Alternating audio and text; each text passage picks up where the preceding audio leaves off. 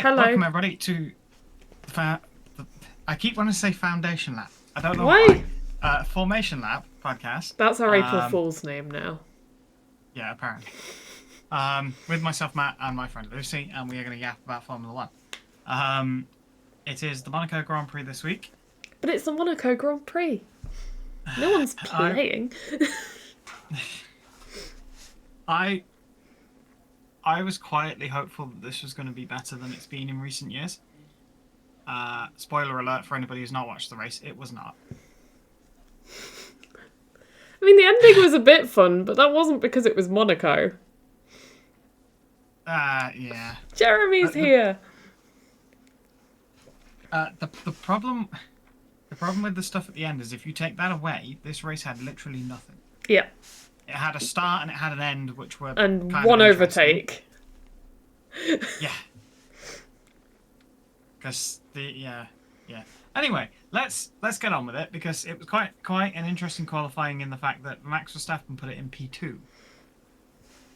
And I think absolutely everybody expected it to kind of be fireworks into turn one because he's got basically nothing to lose at this point, and to know he has a championship lead to think about. So we're all expecting him to lead into turn one. And then the lights went out and absolutely nothing happened for Verstappen, which was... He did start straight away, is the thing. Like, he got off the line, because ever since, like, that one Formula E round where all the title contenders crashed out, that... I always watch for everyone. I watch the whole grid to make sure I'm not watching what's going on at the front. I'm not watching who's getting a good launch. I'm just watching is anyone not going. Because then it's the whole thing of... Because that's the scariest thing, really, for me in motorsport. Someone going into you at the start of the race. So I check the front. They all go. You know, I'm looking back. I barely even noticed Max not going. Yeah, from that front angle, it kind of blends in. It's kind of a weird shot. But how everybody avoided him, I will never know. He did have the sense to kind of move across towards the barrier. Because the car it sort of went off the line and then didn't accelerate. Yeah. Yeah, so he had enough power to sort of move himself across to the line, so... Yeah. Yeah, he got lucky, I think, because he could have easily had his car written off there completely. Yeah. Or worse, could have got injured. It's pretty big whack to the back. Yeah. My thought process at this point, we've not even entered turn one, is we're going to get a red flag here or a restart or something. Because he's stranded on the grid, and I don't think they actually have cranes or anything along the start-finish line. I mean, unless the they red could... flag, they've done a count back, and if they could have fixed his car, they'd have put him back on P2. But he got going, trundled it back around to the pits and retired. Yeah, I mean, I think the thing most people were thinking, besides you thinking about a red flag, I know what me and my boyfriend were thinking when we watched it. We were thinking, didn't Max say in that one interview that when the lights go out, you should wait for a second? Did you see that? No, I don't think I've seen that. So, after quali, there was that, like, interview. And he was basically saying to Kimi, when the light goes out, here's what you need to do. Because they were like, Max, you've been on pole a lot. Have you got any advice for Kimi? And Max was like, yeah, don't go. Just wait a second when the light goes out and then go. That was literally a day later. Yeah. I made a little TikTok about it. I think I put it on YouTube Shorts as well. Jeremy says injured like Brad Benavides after getting rear-ended in the lowest hairpin in one of the F3 races. Yeah, I saw that. Did you see that? No, I don't think I saw one of the F3 drivers, someone went into the back of him. It was a really slow, minor crash, but yeah, he's broken his vertebrae in his back. They're never good doing like that because the one that springs to mind is Billy Monger.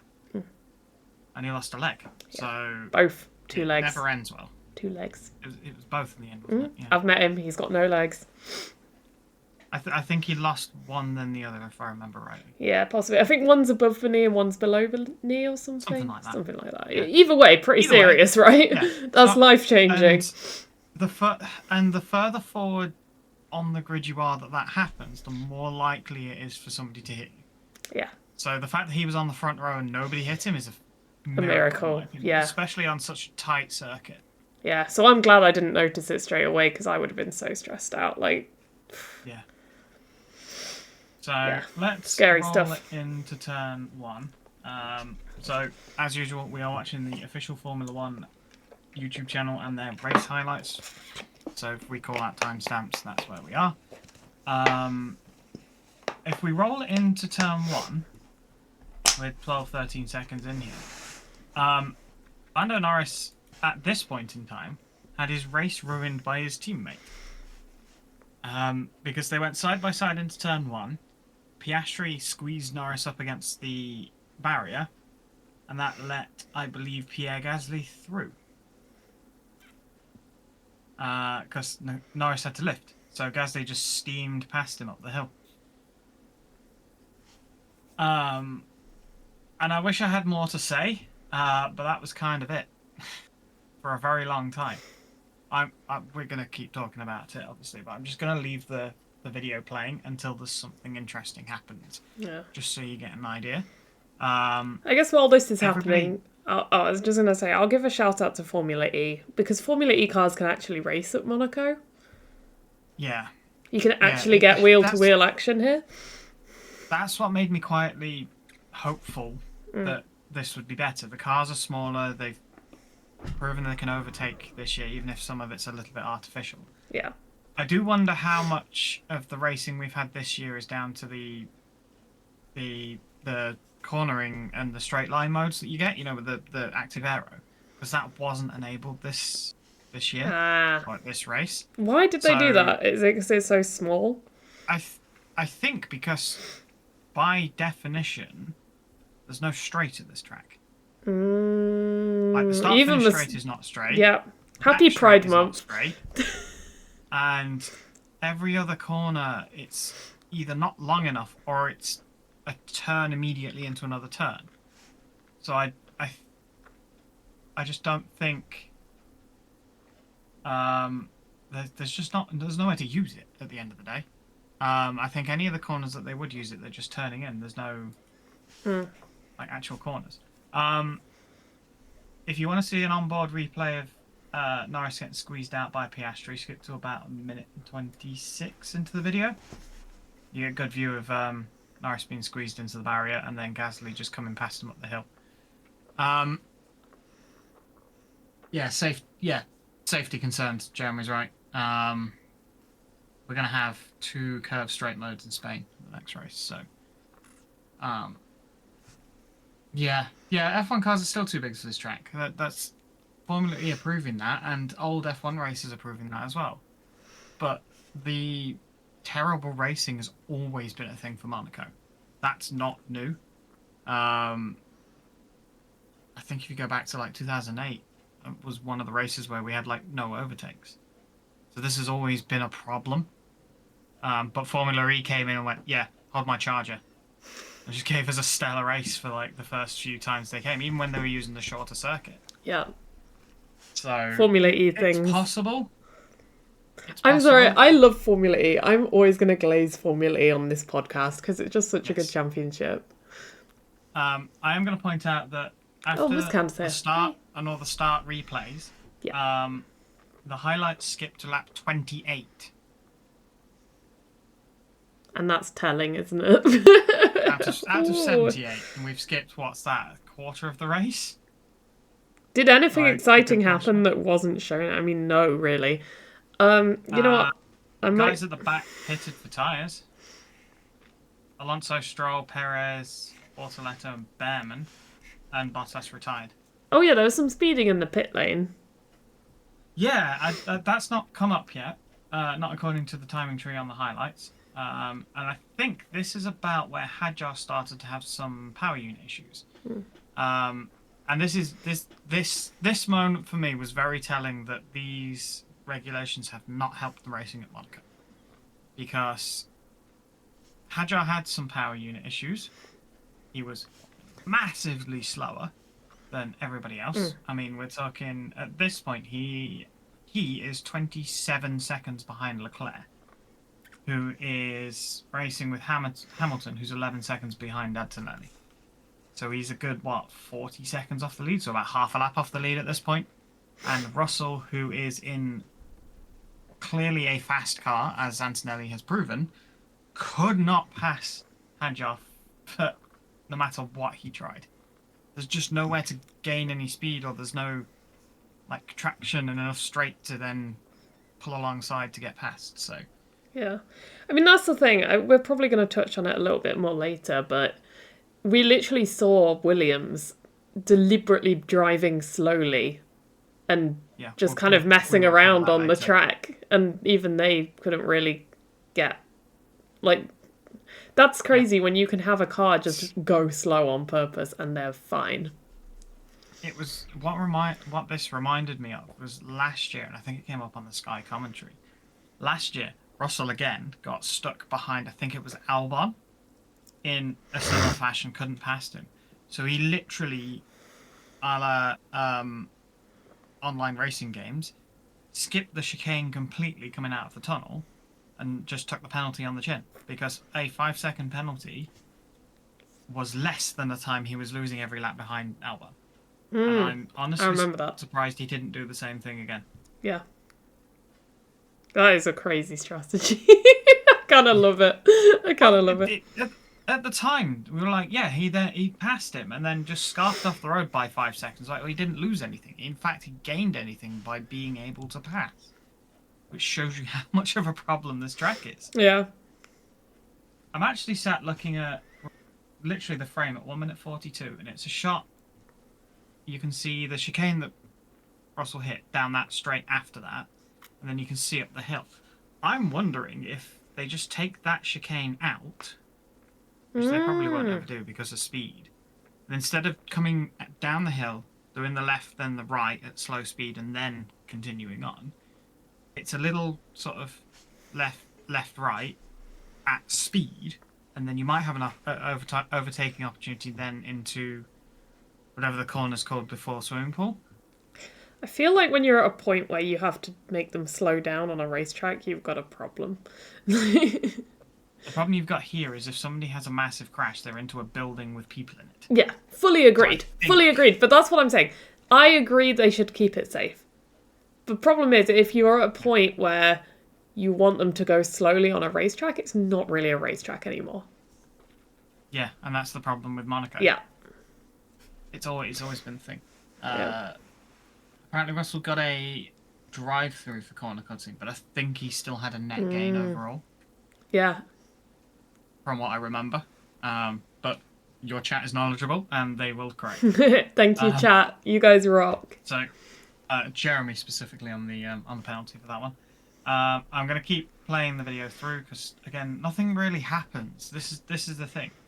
Russell came in early to try and... I think he tried to undercut Hadjar. And around lap 29:30 is when we started rolling through the pit stops. But again, nothing really happened. Until we got to the... Actually, no. Things did happen before the Williams shenanigans. Every man and his dog got a penalty for speeding in the pit lane. Which Jeremy reckons is because they cut the inside of the pit lane. So it must be the way that they entered the pit lane. I'm not sure because it didn't really come up on the... Is that why we saw... I don't know if you've seen, but I saw online that a Alpine mechanic was like measuring the pit lane after the race. Could that be what they were trying to measure? Possibly, because Gasly got penalty, I think. Yes. I think he got... He was the one that got dropped off the podium because of it. Yeah, so they have an invested interest in this. A very, very... So, yeah, so so we're at 2:54. We're now at lap 45 after the rounds of pit stops. Albon's in the pits, and currently we have Hamilton with Russell and Colapinto with pit lane speeding fines? Penalties. And then a few other people got them as well. And this is where Williams started holding people up. This was a tactic we saw last year, if you remember. You know, when they put in the mandatory 2 pit stop rule. Yeah. It was the same team as well, wasn't it? Yeah, Williams yeah. were one of the teams that did it. There was also other teams that did it as well. So it wasn't just them. And it was just a case of you're running one in front of the other. You lit one car, the second car literally holds the train up behind them so the other car can build a gap to the pits. They pit, they swap over, and then they do the same thing again. And it does genuinely prove how stupid and Unnecessary? This race frustrates me because it used to be one of my favourite tracks Me too. on the calendar. Me too. And I like driving it in games, and qualifying is fantastic to watch. And the races all just disappoint every single year without fail. Mm. I get the whole glitz and the glamour and all the rest of it, and it's a spectacle. And how many other cities do you get Formula One cars doing 150 odd through the town centre, essentially along the harbour wall? It's Briefly awesome. Valencia, Yeah. but yeah. After the drive-through last year, Russell finished behind both Williams in 12th, so not gaining as time on deliberately cutting the new version. Well, that's sad. I bet they He did had to that try on something. purpose. Yeah, no, exactly. I mean, nothing Obviously, to lose. he remembered it didn't work, unlike us, so he didn't do it again. Yeah, that'll be why. But then with his penalties, he dropped what was he, like 14th, 15th overall, something like that.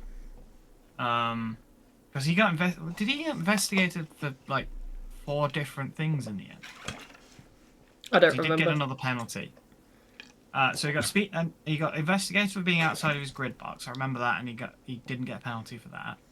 He got speeding in the pit lane. Then when he pitted later on, in a rare mistake from Mercedes, I'm really surprised they did this. They forgot to serve his penalty, so he got another 10-second penalty on top of that. That was really funny. That was a drive-through. Yeah, it was. Plus the penalty still, right? I genuinely can't believe they did that. Yeah. It was so funny, though, when he came on the radio, he was like, did we serve the penalty? And the team were like, shh, don't tell him. Like, let's forget about that one, George. Yeah, I can't believe they did that. Mercedes, of all people, as well. Yeah. Very funny. I don't know. Peak Formula One. Yeah. I guess that's it, because it was a bit of an unexpected one. A double stack. So, I mean, of all the circumstances, it was a bit of an interesting circumstance. But still, you can't be missing that in Formula One. You've got that's 2 drivers to keep track of penalties for. Yeah, that's super important. I can't believe they made it. Yeah. Apparently they didn't serve it because he came in without expecting it. Well, you've got radios. Yeah. Like, come on. Even if he comes in without them expecting it, like, that's George Russell. Don't touch his car for 5 seconds, you know? Yeah, that's just a silly mistake from all involved, I think. Yeah. So lap 45 is when Norris's McLaren decided it didn't want to work anymore. So he retired. We saw a few overtakes, but Norris had a broken engine, so artificial overtakes. And the first time the race got vaguely interesting was lap 60 out of 78, where Stroll decided to put it in the wall. You say decided. I'll give him some credit. We'll get there. We'll get there.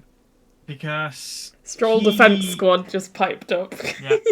I think it's Raskas. Yeah, Raskas. Yeah, it's the Raskas variant right at the end. And the very last corner, he just understeered into the wall. Nobody was really surprised because he's done this before. Just Stroll things. Yes, you're going to defend Stroll. I'm not saying anything. We'll get there. This one was not his fault. So Yay! And then they threw the safety car at this point because he's buried in the barrier at the last turn. And on one of those rare, odd occasions, they ran the safety car through the pit lane, which is always interesting.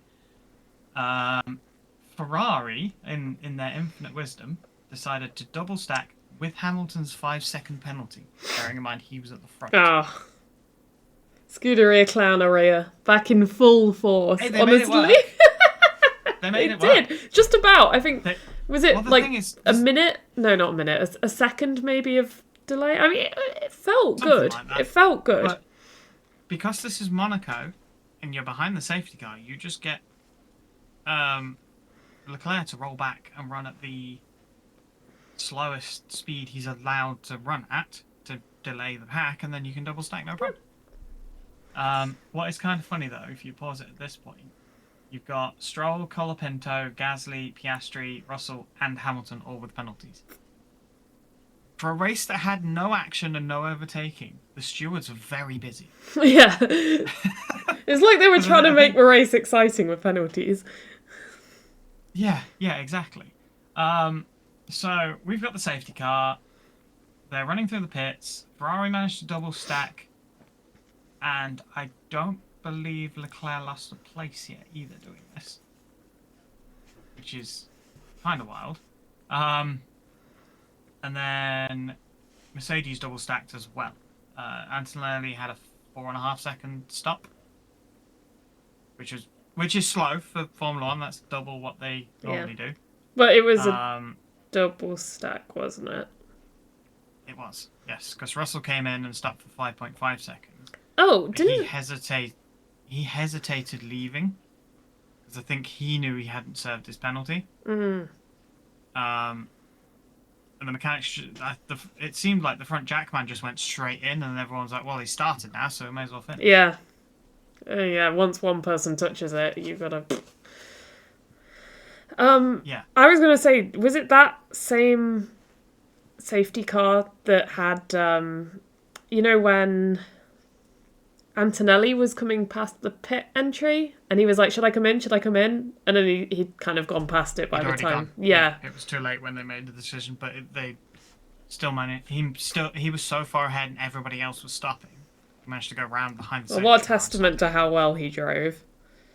Yeah, everyone else had already stopped. They were under safety car, so they couldn't exactly close the gap. Yeah. So now we've got a comment from Jeremy in chat.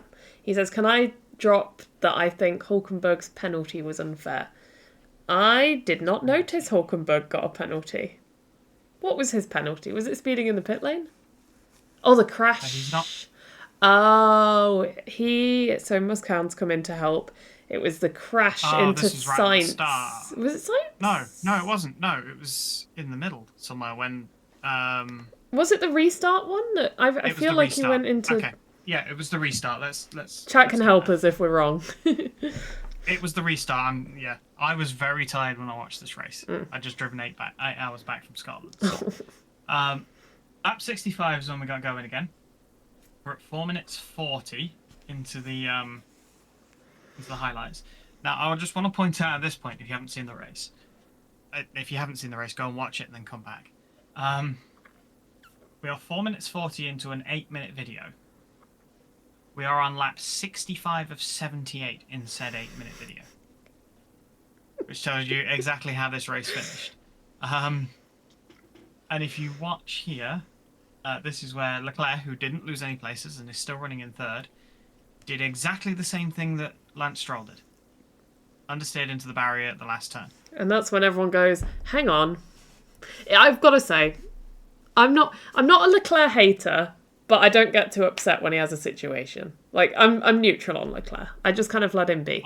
But it was quite funny, I will say, seeing all the Leclerc fans that have been like, oh my god, why does Stroll have a seat? Ban him from Formula 1. He sucks. And then, like, a lap later, their driver has done the exact same thing. You're literally on the restart. And if you go back and watch both Stroll and Leclerc's on board, you can see on the entry to the corner the resurfaced bit of the track that started breaking up. And what's happened to both of them is they've run the left wheel over the broken up pieces, the almost gravel-like stuff, They've then got no grip in that wheel, and they both just understeer straight into the barrier. That's all that's happened there. This triggered a red flag because they've had two cars almost within 2 racing laps of each other, because obviously safety car bit in the middle. They red flagged it to basically clean up all the debris. Yeah. I get the impression if we were on lap, say, 3 or 4, they'd have actually tried to do a repair here. But I think because we're on lap 65, I was like, let's just sweep it and just send them back out. Yeah. It's like... Send them back out and 12, be 12 careful. laps. Yeah, they all know it's there at this point as well. And it's all... Now, they they both did say in interviews, so we got chat weighing in and saying both of them blamed the brakes. Probably worth mentioning that in their post-race interview, they might not have all the information, especially in Stroll's case. He doesn't necessarily know that the track is damaged. He's not going to go in his interview and be like, oh my god, guys, the track moved, you know? Like, that is going to, like, he's not Senna in Dallas, you know? Like, he can't be doing all that. Well, the thing to bear in mind is that they're going to talk about the brakes purely because the wheel that had all the gravel stuck to it has now lifted the tyre off the ground, and when they've touched the brakes, the tyre is not in contact with the ground, so it's not worked. And so it that's why feels then just slid like off the into brakes, barrier. yeah. So your rendering the initial brakes reaction there useless. is going to be Brakes not worked. Yeah. And at that point, it's So- like, yeah, just go to media, get it done, get out of there. Yeah. They're not going to be like, so team, let's inspect the surface of the track before I speak to the media, you know? Like, Jeremy's saying Brembo put out an official press announcement after Leclerc's comment, thinking they were unjustified. Because they were. What's wasn't the brakes, he had Brembo? rocks stuck to his the manufacturer of brakes. Oh, that's funny. There's 2 different companies that make brakes for F1 cars. Brembo's one of them, and I can't remember the other one. off the top of my head. Oh, I learned something new today. We're always learning here What? at the Formation Lab. What is also interesting is drivers have preferences, and within a single team, you can have both cars running on 2 different brakes. Interesting. I wonder what the difference is. It's brake pedal feel, without getting too technical. That's all you need to know without knowing too much about fair brakes. enough. So we've now had safety car and half a lap of racing before another safety car, which then immediately went into a red flag. We are now at 5 minutes 32 for the restart. Now, you're Kimi Antonelli. You've led every single lap of this race. So much so Now that you were missed the pits, went a whole of a lap and still came out with plenty of lead in hand. Yep. It's now lap 65. You're starting with Lewis Hamilton alongside you on the front row at Monaco again. I can't imagine what pressure he was feeling at that moment. Especially when starts has been really the only time we've seen him kind of crack this season. And you've got a fast starting Ferrari next to you because they've been lightning off the line all year with Lewis Hamilton at the wheel. Yeah, and Lewis is pretty good on Monaco. Yeah. It's a good And track. what happened was Antonelli led into tunnel. What He a go. absolutely nailed the start again. Overcoming the demons. Now, at this point, we'll bring up what happened with Hulkenberg in a minute because it's on this lap. George Russell is sat in P3. He's got a drive-through penalty that he must serve within 2 laps. Yeah. You've just had a restart, so literally everybody is right behind you. There's no gap. I find it really interesting that what he did was back the pack up like crazy, letting Hamilton and Antonelli drive away, and then serve his stop. I don't understand what their thought process was in trying to get him to back up the pack.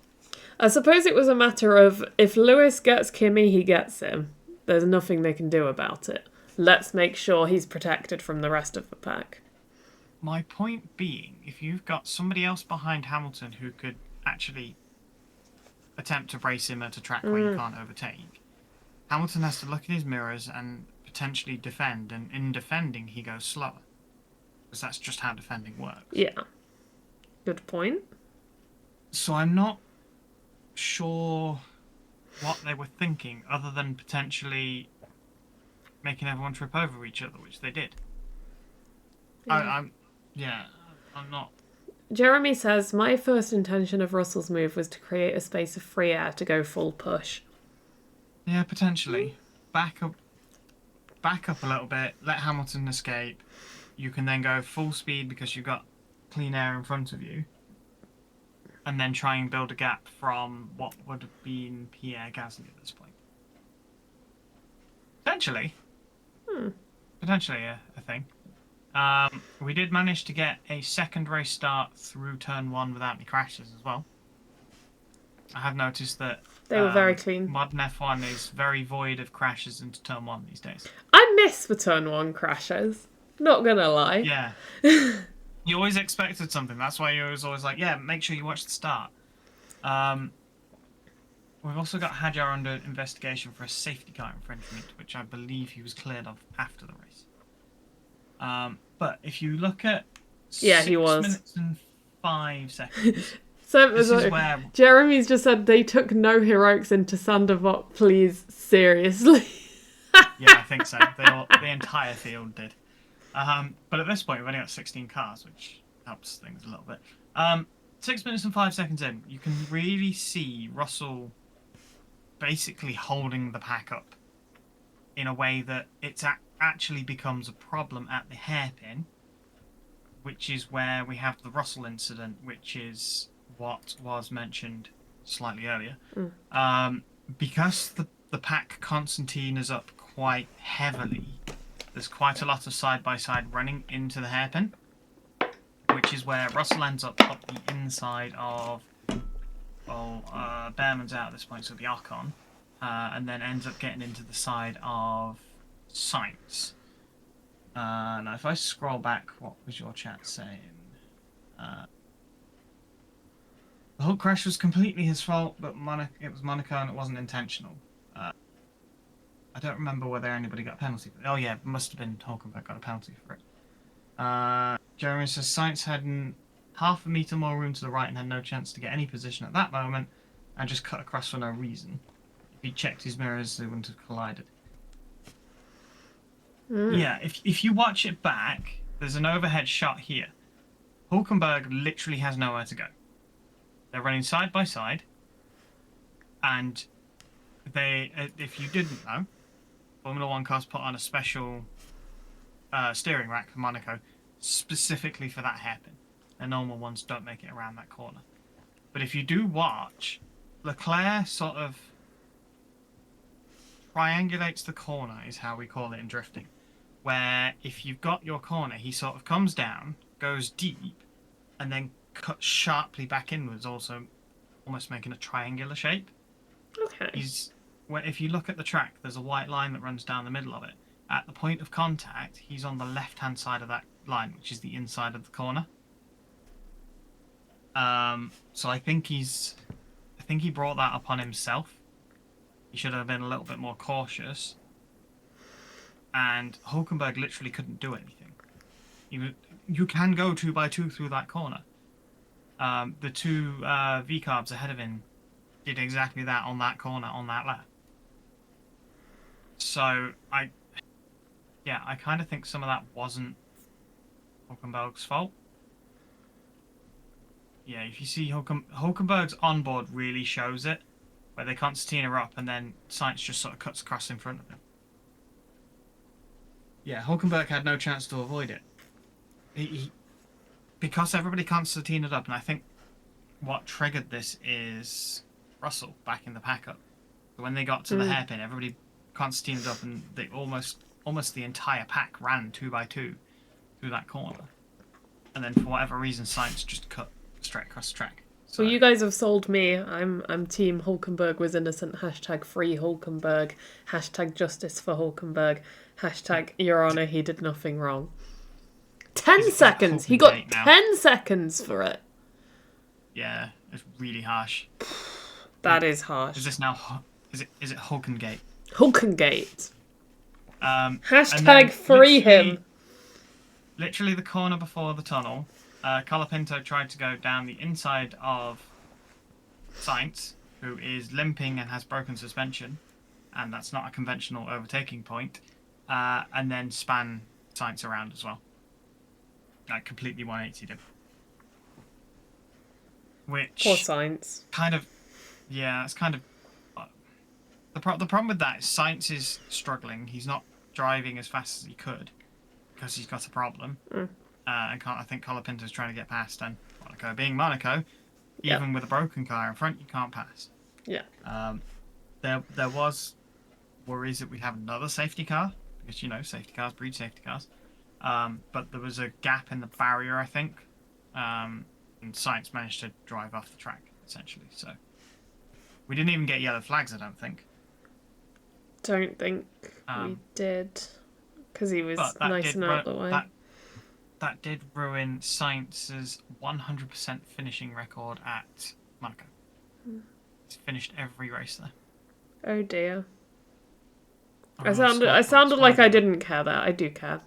It just sounds like... I can't remember whether it was finishing off scoring points. I don't remember. I feel like it was points. I feel like it was points, yeah. Yeah, it was one of Crafty's random facts. So, yeah. The thing is, though, while all of this chaos is going on, Antonelli streaks off into the distance. To a point where the restart was on lap 71. So we had seven laps of racing. And by the time he crossed the finish line, he was 6.5 seconds clear of Hamilton. It's impressive stuff. That's the thing, right? I'm interested what you think on this, because he 2 laps to go or so, he knows he's won it. He's got the gap, blah blah blah blah blah. Why did he keep pushing is my question. Do you agree? Yeah. Okay. Everybody knows exactly what I'm talking about, and if you don't, go and look it up. Ayrton Senna was in similar position to Antonelli, like miles in the lead. And if you start to slow down, you will make a mistake. Because what happens is you get into a rhythm, you get into the zone, and it's really hard to explain for anybody who's never done racing. Yeah. I get that. If you've ever done any repetitive task, you'll know what I mean. Yeah. Where you just get into a rhythm and you go and you go, and if you stop doing that, go away, come back again to try and do it, it takes you a minute to get back into it. Yeah. That's exactly what happens while you're driving. He was just in the groove, and this is what commentators talk about when he's in the groove. Yeah, there we go. Jeremy in there with the facts. 1988. Wow. Senna. Love that. I knew somebody would. Jeremy, we got to get you on the podcast. Yeah, definitely. So, it's as much as the engineers and the team are going to tell you to just bring it home, don't worry about it, blah blah blah. If you start trying to change how you're driving, you will make a mistake. It's how it is. Yeah. So, it's a hard thing because you just want to bring it home, but equally, you just got to keep going at the rate you were going. Telling him to slow down is not going to work. He's going to keep going at the pace he's going. Yeah, because I was watching it, I was like, dude, slow down. Yes, Jeremy's called it flow state. Have you heard that phrase? Yes. Love flow state. I was in flow state at work today. I just got everything done. Non-racing drivers are going to understand that. Flow state. You just get into a rhythm. And like I say, if you've ever done a repetitive task, you'll know what I mean. It's worth pointing out, though, before all of the yellow flag and safety car chaos, Antonelli was about 30 seconds in the lead. And he had lapped everybody bar the Ferraris. He's just chilling out. Including his teammate, which would have stung if you were George Russell. Yeah. Because I think at that point he was even running in 5th. Yeah. I think we all still remember, was it Gasly got lapped by Verstappen at the Red Bull Ring? Other times have happened, but I feel like that was like the nail in the coffin for Gasly. Yeah. Yeah, something like that. So yeah, that was sad. The order across the line was not the finishing positions. So I've stopped at 6:54, so I've got the timing tree up. Antonelli has literally just crossed the line. You've got Antonelli, Hamilton, Gasly, Hadjar, Piastri, Lawson, Lindblad, Albon, Hulkenberg, and Ocon for the top 10. Hadjar finished on the podium because of Gasly's penalties. But also, boo, I poor think Gasly.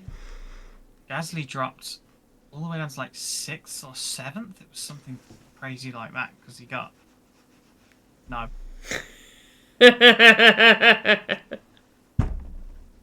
No, I didn't say anything. I know exactly what you were implying. 6th, 7th. There we go. That's not even the right thing. So the top 10 then became Antonelli, Hamilton, Hadjar, Piastri, Lawson, Lindblad, Gasly, Albon, Hulkenberg, Ocon. P11, Perez. Cadillac were Sorry. one place away from their. Oh, that was so sad. And he was First point. he was in it. Oh no! No! I'm doing it like that. Not this. I'm That. not even acknowledging you anymore. Okay, sorry. I don't care. I literally don't care. Yeah, there we go. 10-second time penalty to Hulkenberg was applied after the race. That's probably why I didn't see it, because I was very tired. It was late, and I turned it off pretty much as everybody crossed the line. Perez was in the points before he got a penalty as well. Like, they were announcing it as Cadillac's first points, and then it was taken from him. It was very sad. Yeah. So, the finishing order has just come up, and he's 11th place. Just before that is a replay of him overshooting his box for the start, the second start. Yeah. So he was out of position. Sergio Checo. I do want to point out, though, as much as they lost their first points, that's their first points finishing position. Well, for this sort of point I'm going to make, we'll count that as a finishing position. Brand new team. 6 races. Yeah. It's a good sign. 6 races. Because they didn't do what Haas did and took a load of Ferrari parts and built basically last year's Ferrari and entered with that. They got a brand new car, brand new factory, all the rest of it. 6 races, and they're basically in the points. Which is impressive, especially when you've got Aston Martin doing Aston Martin things. So I've got to give a shout out to Cadillac. I'm really impressed with them this year. As much as they're not getting the results yet. It's not flashy, but they're doing a good job. They weren't the last team to get a double points finish. Because that was Aston Martin. I don't know whether they've even... double finish, sorry. Yeah. And they've been improving. They're not miles off the pace anymore. They're actually getting closer to the back of the pack, and they're starting to get into the sort of tail end of the mid-pack. And Monaco, 10th place. Perez was across the line. So I'm actually really impressed with them. Yeah. Well done. So in short, Stroll made Aston's first point. Yes, he did. by causing a safety car. You know what? Yes, that's a good point. I like that. That's funny. I didn't even clock the... You've been Lance Strolled. Yeah, apparently so. You've been Lance Strolled. Yeah. So, yeah. 45 minutes it took us to talk about that race. Yeah. Again, not a lot happened. It all happened right at the end. And it was because the track fell apart. If the track hadn't fallen apart, we wouldn't have got anything close to being an interesting race. Yep. And we had quite a lot of penalties because everybody decided they were going to speed through the pit lane. Okay. Let's move on because it's quite late and you've been at work all day and I've been at work all day. We have. And purely because we don't have enough subscribers. So if you're not subscribed to us on YouTube, please go and do that. And then we will sacrifice our sleep for you. We will do that. Let's have a quick look at the Fantasy F1 League. Couldn't think of what it was called then.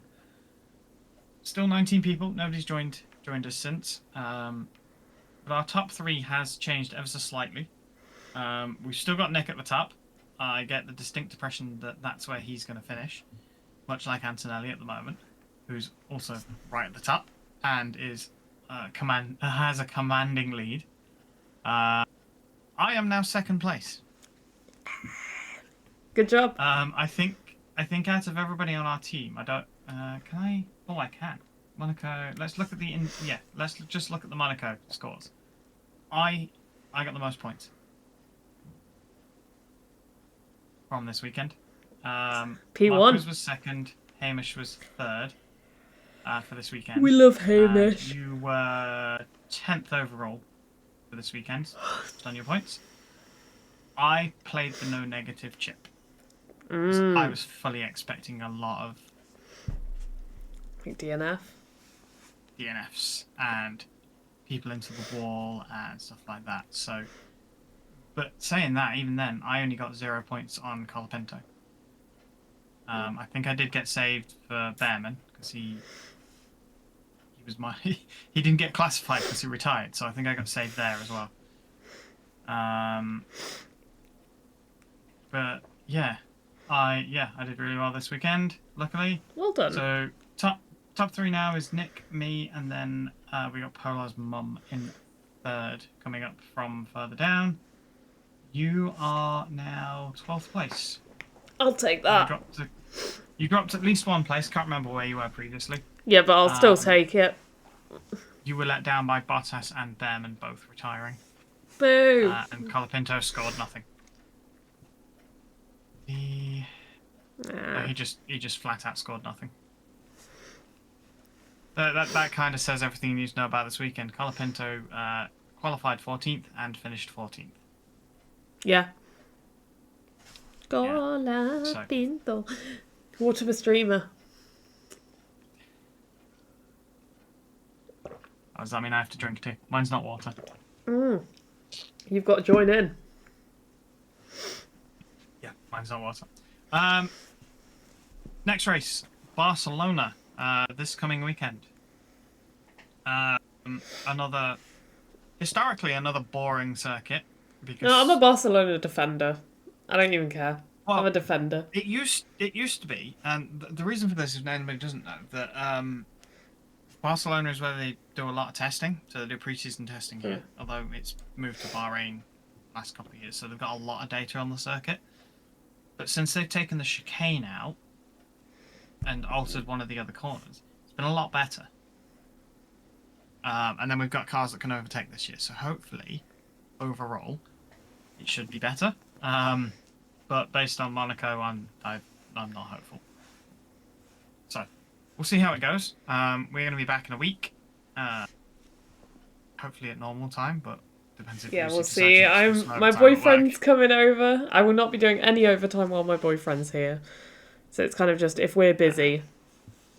Yes, but we will.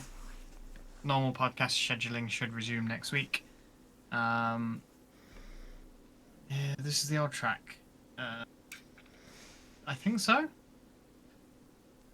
I remember. It's not changed since last year, so whatever they ran last year. As far as I understand, there's no changes, so... I'm going to go and eat my packet of crisps. That's a good plan. Right, we will see everybody next week for the next episode of the Formation Lab. And I'll be using TfL tomorrow. Shout out to Transport for London. Nice. Off I go. Right, anyway, thank you all for watching. Yeah, bye.